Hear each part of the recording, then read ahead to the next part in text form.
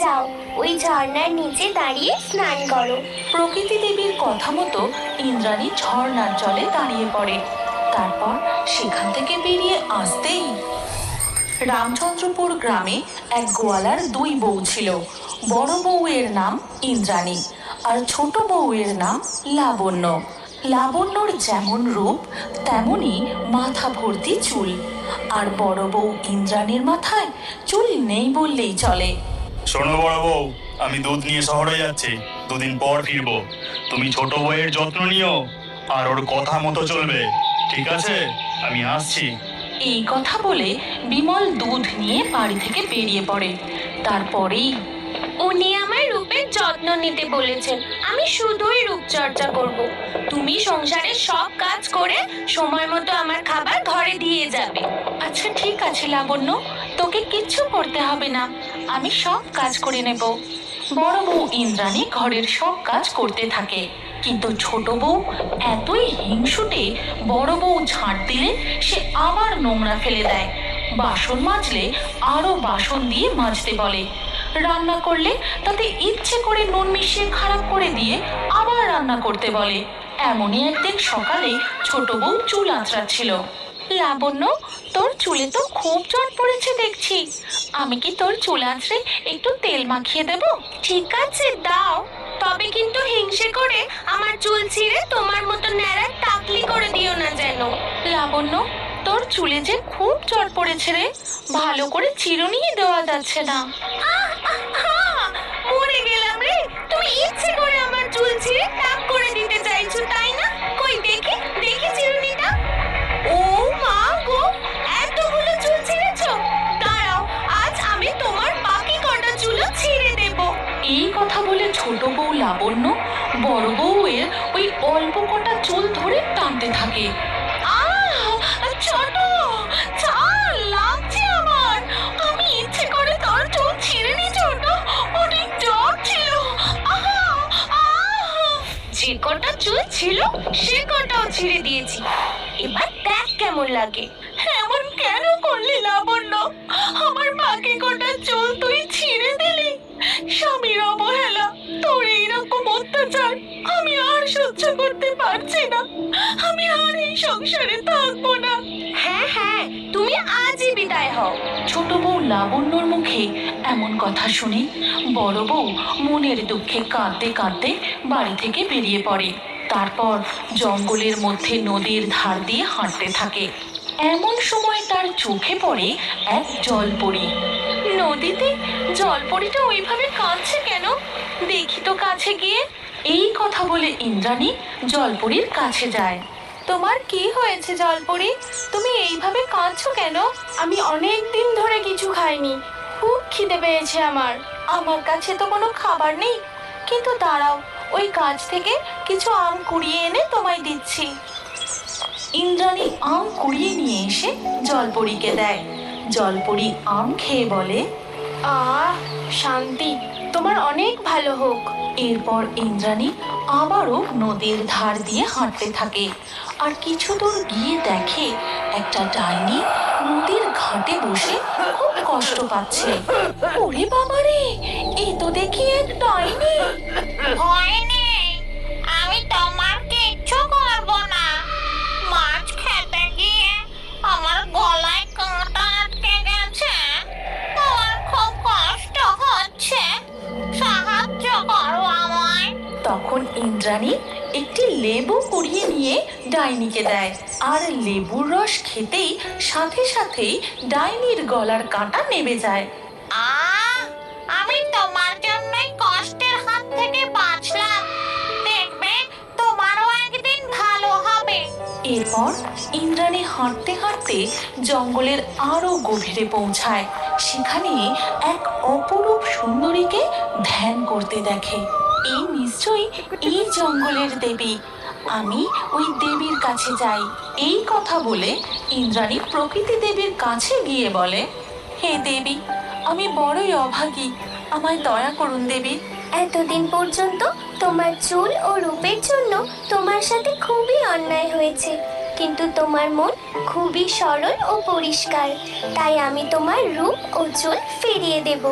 ওই যে ঝর্ণা দেখছো, যাও ওই ঝর্ণার নিচে দাঁড়িয়ে স্নান করো। প্রকৃতি দেবীর কথা মতো ইন্দ্রাণী ঝর্ণার জলে দাঁড়িয়ে পড়ে। তারপর সেখান থেকে বেরিয়ে আসতেই, এ কি, আমি ফর্সা, আমার এত ঘন লম্বা চুল কিভাবে হলো? এ নিশ্চয়ই ওই দেবীর আশীর্বাদ আর ওই জাদু ঝর্ণার জলের জন্য হয়েছে। এ সবই তোমার কর্মফল বৎস। তুমি এবার বাড়ি ফিরে যাও, দেখবে তোমার সব দুঃখ দূর হয়ে যাবে। ইন্দ্রাণী ওই পথ ধরে বাড়ির দিকে ফিরতে থাকে। ফেরার পথে সেই ডাইনির সাথে দেখা হয়। এই মেয়ে, তুই আমায় প্রাণে বাঁচিয়েছিলিস। এই ইচ্ছা কলসিটা নিয়ে যা। এর থেকে তুই যা চাইবি তাই পাবি। কখনো কেউ অভুক্ত থাকলে, কারো কিছু প্রয়োজন হলে তাকেও সাহায্য করিস, কেমন? অনেক ধন্যবাদ ডাইনি, এবার আমি আসি। ইন্দ্রাণী ওই রাস্তা দিয়েই ফিরতে ফিরতে সেই জলপরীর সাথে আবার দেখা হয়। জলপরী, তোমার খিদে মিটেছে? তুমি কি আরো কিছু খেতে চাও? এই জাদুর কলসির সাহায্যে আমি তোমাকে এবার পেট ভরে খাওয়াতে পারবো। তোমার দেওয়া একটি আম খেয়েই আমার খিদে মিটে গেছে। আমি তোমায় একটা উপহার দিতে চাই। এই কথা বলে জলপরী একটি সোনালী আঁশ ইন্দ্রাণীকে দিয়ে বলে, কারো কোনো রোগ ব্যাধি হলে এই আঁশ কপালে ছোঁয়ানোর সাথে সাথে রোগ নিবারণ হয়। কখনো কেউ অসুস্থ হলে তাকেও তুমি এই আঁশ দিয়ে সাহায্য করো, কেমন? ধন্যবাদ জলপরী, এবার আমি আসি। ইন্দ্রাণী হাঁটতে হাঁটতে নিজের বাড়ি ফিরে এসে ছোট বউকে ডাকতে থাকে, লাবণ্য, লাবণ্য, কোথায় গেলি রে? দেখ, আমি ফিরে এসেছি। আমি আর কখনো বাড়ি ছেড়ে যাব না।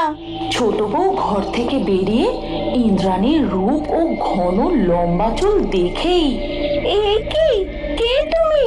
তুমি বড় বউ? চিনতে পারছিস না? আমি ইন্দ্রাণী, এই বাড়ির বড় বউ। তুমি এত রূপবতী, ফর্সা, এত চুল কি করে হলো? বলছি রে, বলছি। আগে চল, ভেতরে যাই। চলো চলো, তাড়াতাড়ি চলো, আমার যে আর তর সইছে না। এরপর বড় বউ ইন্দ্রাণী ছোট বউ লাবণ্যকে জঙ্গলের সমস্ত ঘটনা খুলে বলে। আমিও যাব। জাদু ঝর্ণার সাহায্যে তোমার থেকে আরো বেশি রূপবতী হতে চাই। আর ওই ইচ্ছা ঘোড়া আমারও চাই। ওই ঘোড়া থেকে আমি স্বর্ণ অলংকার, মণি, মুখ সব কিছু চাইবো। ওরে লাবণ্য, লোভ করিস না, তুই তো এমনিতেই সুন্দরী। এরপর ছোট বউ লাবণ্য জঙ্গলের পথে রওনা দেয়। কিছু দূর যেতেই তার সাথে দেখা হয় জলপরীর। আমার খুব খিদে পেয়েছে, আমাকে কিছু খেতে দাও। আমার অত সময় নেই বাপু, আমি আগে জাদু ঝর্ণায় সুন্দরী হতে চাই। আমি চললাম। এই কথা বলে লাবণ্য আবার হাঁটতে থাকে। তারপর সে ওই ডাইনিকে দেখতে পায়। আমার গলায় কাঁটা আটকেছে, আমাকে একটু সাহায্য করো। আমার খুব কষ্ট হচ্ছে। উফ, শুভ কাজে পিছু ডেকো না তো। ফেরার পথে তুমি আমাকে ওই জাদু ঘোড়া দিলে, তারপর আমি সাহায্য করব। লাবণ্য ডাইনিকে সাহায্য না করে এগিয়ে যায়। তারপর প্রকৃতি দেবীর কাছে গিয়ে বলে, প্রকৃতি দেবী, আমি আমার জায়ের থেকে আরো বেশি সুন্দরী হতে চাই। জাদু ঝর্ণা কোথায় আছে তাড়াতাড়ি বলো। তোমার তো রূপ আছে, চুলও আছে, তাহলে কেন তুমি? তোমার অত জ্ঞানের কথা আমি শুনতে চাই না। ঝর্ণাটা কোথায় সেটা বলো। প্রকৃতি দেবী আর কিছু বলার আগেই লাবণ্য ওই ঝর্ণাটা দেখতে পেয়ে তার জলের নিচে গিয়ে দাঁড়ায়। আর যখন বেরিয়ে আসে, কি, আমি এমন কালো কুৎসিত কিভাবে হলাম? আর আমার সব মাথার চুল কোথায় গেল? হায় হায় হায় হায়, প্রকৃতি দেবী, দয়া করে আমার আগের রূপ ফিরিয়ে দিন। আমি তা পারবো না। এসবই তোমার লোভ ও কর্মফলের কারণে হয়েছে। তুমি ফিরে যাও। আমি ওই ডাইনি ও জলপরীর থেকে সাহায্য চাইবো, ওরা নিশ্চয়ই সাহায্য করবে। এই কথা বলে লাবণ্য বাড়ির দিকে ফিরতে থাকে। ফেরার পথে ডাইনি ও জলপরীর আর দেখা পায় না। এরপর বাড়ি ফিরে বড় বউ ইন্দ্রাণীকে বলে, আমার সাথে এটা কি হলো? এবার আমি কি করব? আমার স্বামী আর আমাকে ভালোবাসবে না। তোকে আমি আগেই বারণ করেছিলাম তুই লোভে পড়ে ওই জঙ্গলে যাস না, কিন্তু তুই শুনলি না আমার কথা। এরপর লাবণ্য তার রূপ ফিরিয়ে আনার জন্য হাজারো চেষ্টা করে, বালতি বালতি গরুর দুধে স্নান করে, তারপরেও কিছুতেই কিছু হয় না। বিমল গোয়ালাও শহর থেকে ফিরে এসে তার ছোট বউয়ের এমন কাণ্ড দেখে আমায় যে এবার পথে বসতে হবে। সারাদিন যা গরুর দুধ দুই, সবই ছোট বউ যে মাথায় ঢালে। হায় হায় হায় হায় হায় হায়। এই গল্পের পরবর্তী পর্ব যদি তুমি দেখতে চাও তাহলে কমেন্টে নেক্সট পার্ট অবশ্যই লেখো। আর আমাদের রিও বার্ডস ফেসবুক পেজটি এক্ষুনি